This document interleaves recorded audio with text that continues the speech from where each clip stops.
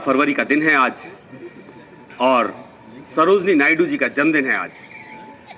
सरोजनी नायडू जी का जन्म 13 फरवरी 1979 को हैदराबाद में एक बंगाली ब्राह्मण परिवार में हुआ था। सरोजनी नायडू जी बचपन से ही, चूंकि उनके माताजी और पिताजी दोनों कविताओं से जुड़े हुए थे, तो कविताओं में विशेष इंटरेस्ट था उनका। सिर्फ 12 और 13 साल की उम्र में उन्होंने जो कविताएं लिखी वो इतनी अच्छी थी, इतनी मधुर थी कि लोगों ने उनमें एक विशेष गुण का पहचान की।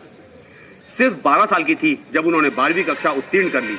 12वीं कक्षा की पढ़ाई उन्होंने प्रथम श्रेणी से अपने क्लास में मतलब पूरे एरिया में टॉप करके उन्होंने कंप्लीट की। उसके बाद उन्होंने मद्रास विश्वविद्यालय में अपनी आगे की एजुकेशन की। मद्रास विश्वविद्यालय में जो उन्होंने प्रयोग किया वो क्लोरोफॉर्म के ऊपर था। क्लोरोफॉर्म जो हम सूंघने से बेहोश हो सकते हैं, उसके ऊपर उन्होंने प्रयोग किया। और उनकी प्रतिभा को देखते हुए जो हैदराबाद के नवाब थे, उन्होंने उनको आगे छात्रवृत्ति देके और आगे इंग्लैंड पढ़ने भेजा। इंग्लैंड पढ़ाई के दौरान उन्होंने बहुत बेहतरीन प्रदर्शन किया। वहां पर इंग्लैंड में भी पढ़े और उसके अलावा कैम्ब्रिज में भी उन्होंने एजुकेशन प्राप्त की। हमारे यहाँ एक ट्रेंड है कि यदि विदेश चले जाओ तो वहां से वापस नहीं आना, क्योंकि वहां की जिंदगी बहुत बढ़िया है। पता नहीं क्यों आजकल के नए युवा जो हैं अत्यधिक उत्साहित होते हैं विदेश जाने के लिए, और एक बार विदेश पहुंच गए तो प्रयास पूरा ये रहता है कि कैसे भी करके इंडिया वापस नहीं आ पाए। लेकिन ऐसा नहीं। सरोजनी नायडू जी ने अपनी एजुकेशन की और उसके बाद उनको लगा कि नहीं, मुझे इंडिया जाना चाहिए। क्यों जाना चाहिए? क्योंकि एक तो उन्होंने निरंतर देखा कि भारत में आज़ादी के प्रयास हो रहे हैं। उस प्रयास में वो अपना सहयोग देना चाहती थी। उसके अलावा विनोबा भावे जी के विचार उन्होंने सुने, महात्मा गांधी जी के विचार उन्होंने सुने। वो अत्यधिक प्रभावशाली थे। उनके प्रभावों, उनकी बातों को सुन के उनको लगा कि मुझे इंडिया जाना चाहिए और मेरा असली उद्देश्य तभी पूरा होगा जब मैं इंडिया जाके आज़ादी का जो आंदोलन चल रहा है उसमें अपना सहयोग करूं।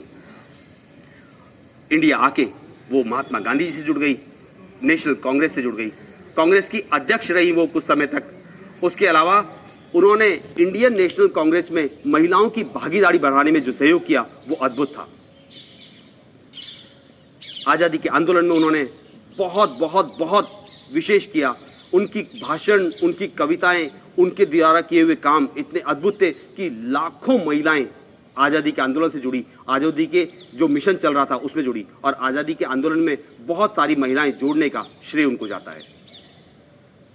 इसके अलावा जो महिलाओं की उस वक्त स्थिति थी कि बाल विवाह बहुत जल्दी हो जाता था, महिलाओं को वोट देने का अधिकार नहीं था, महिलाओं को अपनी बात भरी सभा में रखने के कुछ अधिकार बहुत कम थे, तो उन सभी चीज़ों को इन्होंने दूर किया, उन सभी कठिनाइयों को इन्होंने दूर किया और महिलाओं के उत्थान में एक विशेष योगदान दिया। महिला एजुकेशन, बाल विवाह और इन सब चीज़ों को उन्होंने बहुत ज़्यादा बढ़ाने का प्रयास किया। स्वतंत्र भारत में उत्तर प्रदेश, जो कि सबसे बड़ा राज्य था, उसकी पहली गवर्नर रही वो। उस दौरान उन्होंने बहुत बेहतरीन काम किए और बहुत बेहतरीन इस देश को ऊंचा उठाने का प्रयास किए। 2 मार्च 1949 के दिन सरोजनी नायडू जी का निधन हो गया। लेकिन उनके जो काम थे, 70 वर्ष की उम्र में उनका निधन हुआ, मैं बता दूं आपको, तो जो उनके काम थे वो इतने अद्भुत थे कि आज भी उनके बहुत सारे किए हुए कामों के लिए शायद महिलाओं को प्रतिदिन उनको सम्मान देना चाहिए, क्योंकि आपके पास जो अधिकार है उसमें कहीं ना कहीं सरोजनी नायडू जी का बहुत विशेष योगदान है। सभी प्रयास करें अपनी अपनी शक्तियों को बढ़ाने का, सभी प्रयास करें इस समाज में बेहतरीन परिवर्तन करने का।